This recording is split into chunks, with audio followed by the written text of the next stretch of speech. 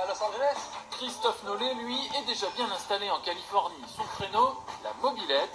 Les Américains ont vu débarquer nos motobécanes et autres 103 SP dans les années 70. Ils en sont tombés amoureux.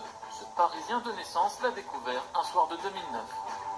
Mon voisin qui s'est présenté chez moi, dans mon garage, et qui s'est pointé avec une Tomos, justement, une mobilette de Slovénie, et c'est parti de là en fait. J'ai halluciné. Je ne savais même pas qu'il y avait des mobilettes à Los Angeles. Donc moment nostalgique d'un seul coup, les souvenirs d'enfance qui remontent, et c'est parti de là.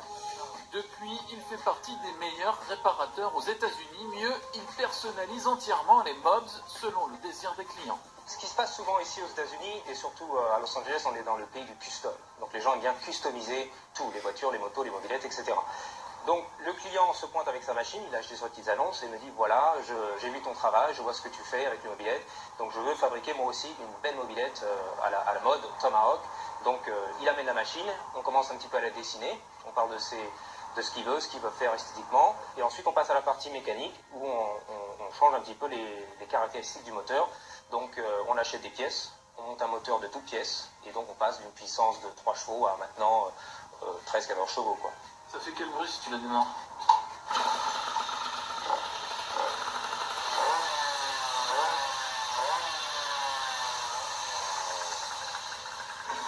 Ici, on les appelle les mopeds pour motorise avec pédale. Et c'est bien ce qui a surpris Christophe au début.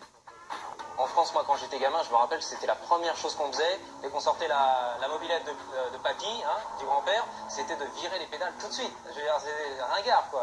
Pas de pédales. Mais ici, ils aiment bien. Ici, ils adorent. Et si je retire les pédales ici, je me fais lyncher. C'est clair. Donc, voilà.